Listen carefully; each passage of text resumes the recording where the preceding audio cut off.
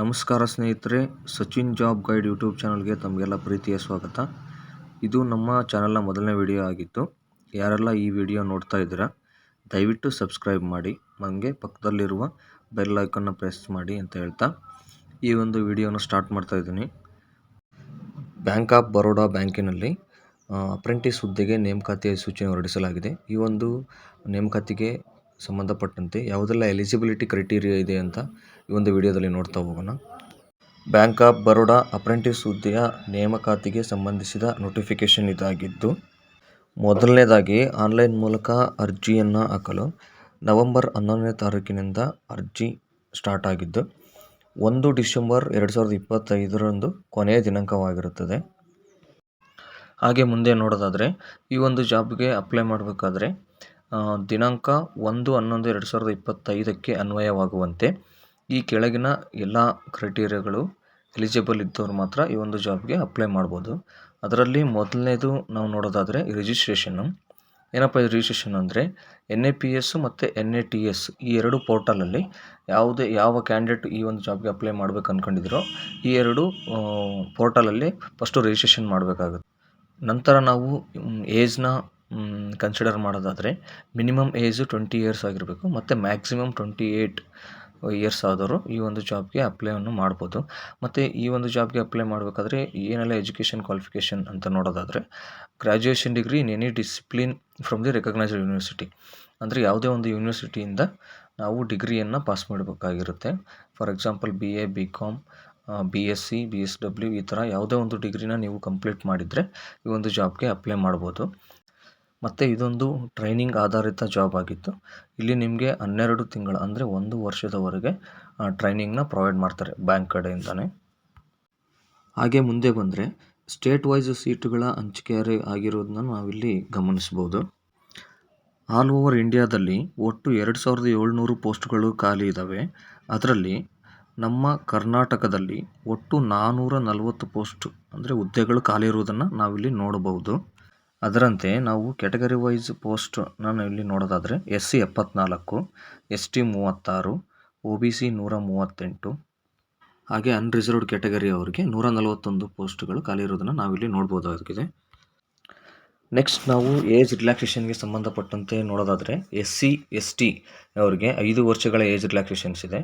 ಮತ್ತು OBC category ಅವರಿಗೆ 3 ವರ್ಷಗಳ ಏಜ್ ರಿಲ್ಯಾಕ್ಸೇಷನ್ ಇದೆ. ಮತ್ತು PWBD ಈ ಒಂದು ಕ್ಯಾಟಗರಿ ಅವರಿಗೆ ಅದರಲ್ಲಿ ಅನ್ರಿಸರ್ವ್ಡ್ ಮತ್ತು ಎಕಾನಮಿಕ್ ವೀಕರ್ ಸೆಕ್ಷನ್ ಕ್ಯಾಟಗರಿ ಅವರಿಗೆ 10 ವರ್ಷಗಳು, ಅದರಲ್ಲಿ ಮತ್ತು OBC ಅವರಿಗೆ 13 ವರ್ಷ, ಮತ್ತು SC ST ಅವರಿಗೆ 15 ವರ್ಷಗಳ ಏಜ್ ರಿಲ್ಯಾಕ್ಸೇಷನ್ಸ್ ಇಲ್ಲಿ ನಾವಿಲ್ಲಿ ನೋಡ್ಬೋದಾಗಿದೆ. ಅದೇ ರೀತಿ ಮುಂದೆ ಬಂದರೆ ಈ ಒಂದು ಜಾಬ್ಗೆ ಯಾವ ರೀತಿ ಅಪ್ಲೈ ಮಾಡೋದು ಅಂತ ನೋಡೋದಾದರೆ ಈ ಮುಂಚೆ ಹೇಳಿದಾಗೆ NATS ಮತ್ತು NAPS ಈ ಎರಡು ಪೋರ್ಟಲಲ್ಲಿ ಮೊದಲನೇದಾಗಿ ರಿಜಿಸ್ಟ್ರೇಷನ್ ಆಗಬೇಕಾಗುತ್ತೆ. ಇದಕ್ಕೆ ಸಂಬಂಧಪಟ್ಟಂತೆ ನಿಮ್ಮಲ್ಲಿ ಯಾವೆಲ್ಲ ದಾಖಲಾತಿಗಳು ಇರಬೇಕಂತ ನೋಡೋದಾದರೆ ಮೊದಲನೇದಾಗಿ colour scan copy Aadhaar card front ಮತ್ತು ಬ್ಯಾಕು ಎರಡು JPEG ಫಾರ್ಮೆಟಲ್ಲಿ ಇರಬೇಕು, ಲೆಸ್ ದ್ಯಾನ್ 1 MBಯಲ್ಲಿ ಇರಬೇಕು. ಮತ್ತು colour scan copy of PAN card ಅಂದರೆ ಪ್ಯಾನ್ ಕಾರ್ಡು ಕಲರ್ ಸ್ಕ್ಯಾನ್ ಕಾಪಿಯಲ್ಲಿ ಇರಬೇಕು, JPEG ಫಾರ್ಮೆಟಲ್ಲಿ ಲೆಸ್ ದ್ಯಾನ್ 1 MBಯಲ್ಲಿ ಇರಬೇಕು. ಮತ್ತು ನಿಮ್ಮದು ಇಮೇಲ್ ID ಇರಬೇಕು, ಮೊಬೈಲ್ ನಂಬರ್ ಇರಬೇಕು. ಮತ್ತು ಇದ್ರ ಜೊತೆಗೆ ಪಾಸ್ಪೋರ್ಟ್ ಸೈಜ್ ಫೋಟೋ JPEG ಫಾರ್ಮೆಟಲ್ಲಿ ಲೆಸ್ ದ್ಯಾನ್ 1 MBಯಲ್ಲಿ ಇರಬೇಕು. ಮತ್ತು 10th marks card, PUC marks card, degree marks card, ಮತ್ತು ನಿಮ್ಮದು ಸೇವಿಂಗ್ಸ್ ಬ್ಯಾಂಕ್ ಅಕೌಂಟು ಈ 4 ಡಾಕ್ಯುಮೆಂಟ್ಗಳು PDF ಫಾರ್ಮೆಟಲ್ಲಿ ಲೆಸ್ ದ್ಯಾನ್ 1 MBಯಲ್ಲಿ ಇರಬೇಕು. ಇದಾದಮೇಲೆ next signature, candidate signature JPEG ಫಾರ್ಮೆಟಲ್ಲಿ ಲೆಸ್ ದ್ಯಾನ್ 1 MBಯಲ್ಲಿ ಇರಬೇಕು. ಈ ಎಲ್ಲ ಡಾಕ್ಯುಮೆಂಟುಗಳು JPEG ಮತ್ತು PDF ಫಾರ್ಮೆಟಲ್ಲಿ ಲೆಸ್ ದ್ಯಾನ್ 1 MBಯಲ್ಲಿ ನಿಮ್ಮಲ್ಲಿ ಇರಬೇಕಾಗುತ್ತೆ. ನೆಕ್ಸ್ಟ್ ನಾವು ಸೆಲೆಕ್ಷನ್ ಪ್ರೊಸೆಸ್ ಯಾವ ಥರ ಇರುತ್ತೆ ಅನ್ನೋದನ್ನು ನೋಡೋದಾದರೆ 3 ಹಂತಗಳಲ್ಲಿ ಈ ಒಂದು ಅಪ್ರೆಂಟಿಸ್ಗೆ ಹುದ್ದೆಗೆ ಸೆಲೆಕ್ಷನನ್ನು ಮಾಡ್ತಾರೆ. ಅದ್ರ ಮೊದಲನೇದಾಗಿ ಆನ್ಲೈನ್ ಎಕ್ಸಾಮಿನೇಷನ್ನು, ನೆಕ್ಸ್ಟ್ ಎರಡನೇದಾಗಿ ಡಾಕ್ಯುಮೆಂಟ್ ವೆರಿಫಿಕೇಷನ್ನು, ಮೂರನೇದು test of local language of the state, ಅಂದರೆ ಆಯಾ ಸ್ಟೇಟಿಗೆ ಸಂಬಂಧಪಟ್ಟಂತೆ ಲೋಕಲ್ ಲ್ಯಾಂಗ್ವೇಜ್ ಯಾವುದಿರುತ್ತೋ ಆ ಒಂದು ಟೆಸ್ಟ್ನ ಮಾಡ್ತಾರೆ. ಈ ಒಂದು ಆನ್ಲೈನ್ ಎಕ್ಸಾಮ್ಗೆ ಸಂಬಂಧಪಟ್ಟಂತೆ ಯಾವೆಲ್ಲ ಸಿಲೆಬಸ್ ಇದೆ ಅಂತ ನೋಡೋದಾದರೆ ಜನರಲ್ ಅವೇರ್ನೆಸ್ಗೆ 25 ಕ್ವಶನ್ ಇರುತ್ತೆ, ಅದಕ್ಕೆ 25 ಮಾರ್ಕ್ಸ್ ಇರುತ್ತೆ. ಕ್ವಾಂಟಿಟೇಟಿವ್ ಮತ್ತು ರೀಸನಿಂಗ್ ಆ್ಯಪ್ಟಿಟ್ಯೂಡ್ಗೆ 25 ಕ್ವಶನ್ನು 25 ಮಾರ್ಕ್ಸು. ಕಂಪ್ಯೂಟರ್ ನಾಲೆಡ್ಜ್ಗೆ 25 ಕ್ವಶನ್ನು 25 ಮಾರ್ಕ್ಸ್ ಇರುತ್ತೆ. ಮತ್ತು ಜನರಲ್ ಇಂಗ್ಲೀಷ್ಗೆ 25 ಕ್ವಶನ್ನು 25 ಮಾರ್ಕ್ಸ್ ಇರುತ್ತೆ. ಟೋಟಲ್ 100 ಕ್ವಶನ್ಗೆ 100 ಮಾರ್ಕ್ಸ್ ಇರುತ್ತೆ. ಇದಕ್ಕೆ 1 ಅವರ್ ನಿಮಗೆ ಟೈಮ್ ಇರುತ್ತೆ. ಮತ್ತು ಇದ್ರ ಜೊತೆಗೆ ನಿಮಗೆ ಇಂಗ್ಲೀಷ್ ಮತ್ತು ಹಿಂದಿ 2 ಭಾಷೆಗಳಲ್ಲಿ ನಿಮಗೆ ಎಕ್ಸಾಮ್ ಇರುತ್ತೆ. ನೆಕ್ಸ್ಟ್ ನಾವು ಜಾಬ್ ಪ್ರೊಫೈಲ್ನ ನೋಡೋದಾದರೆ, ಈ ಒಂದು ಹುದ್ದೆಯು ಕಾಂಟ್ರಾಕ್ಟ್ ಆಧಾರಿತ ಹುದ್ದೆಯಾಗಿದ್ದು ನಿಮಗೆ ಇಲ್ಲಿ 1 ವರ್ಷದವರೆಗೆ ಟ್ರೈನಿಂಗನ್ನು ಕೊಡ್ತಾರೆ. ಮತ್ತು ನಿಮ್ಮನ್ನು ಬ್ಯಾಂಕ್ ಆಫ್ ಬರೋಡಾದ ಪರ್ಮನೆಂಟ್ ಎಂಪ್ಲಾಯಿ ಅಂತ ಕನ್ಸಿಡರ್ ಮಾಡಲ್ಲ. ಮತ್ತು ಪರ್ಮನೆಂಟ್ ಎಂಪ್ಲಾಯಿಗೆ ಸಿಗ್ತಕ್ಕಂಥ ಬೆನಿಫಿಟ್ಸ್ ಕೂಡ ಯಾವುದು ನಿಮಗೆ ಸಿಗಲ್ಲ. ನೆಕ್ಸ್ಟು ನಿಮ್ಮ ಟ್ರೈನಿಂಗು ಪೀರಿಯಡ್ 1 ವರ್ಷ ಕಂಪ್ಲೀಟ್ ಆದಮೇಲೆ ನಿಮಗೆ ಒಂದು ಅಸೆಸ್ಮೆಂಟ್ ಟೆಸ್ಟ್ ಮಾಡಿ ಟ್ರೈನಿಂಗ್ ಸರ್ಟಿಫಿಕೇಟ್ನ ನಿಮಗೆ ಇಶ್ಯೂ ಮಾಡ್ತಾರೆ.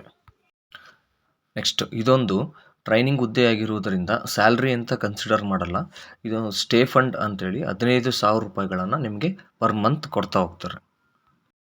ನೆಕ್ಸ್ಟು ಅಪ್ಲಿಕೇಶನ್ ಫೀಸು ನಾವು ಕ್ಯಾಟಗರಿ ವೈಸ್ ನೋಡ್ತಾ ಹೋದರೆ SC ST ಕ್ಯಾಟಗರಿಯವರಿಗೆ ಯಾವುದೇ ಥರದ ಫೀಸ್ ಇರಲ್ಲ.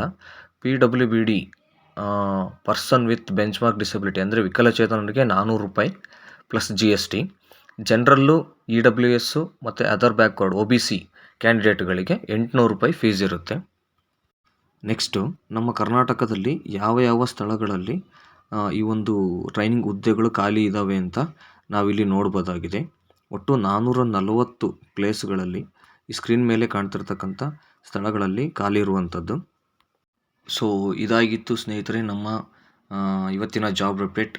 ಇದೇ ಥರ ಜಾಬ್ ಅಪ್ಡೇಟ್ಗೆ ನಮ್ಮ ಚಾನಲನ್ನು ಸಬ್ಸ್ಕ್ರೈಬ್ ಮಾಡಿ ಅಂತ ಹೇಳ್ತಾ ಈ ಒಂದು ವಿಡಿಯೋನ ಎಂಡ್ ಮಾಡ್ತಾ ಇದ್ದೀನಿ. Thanks for watching.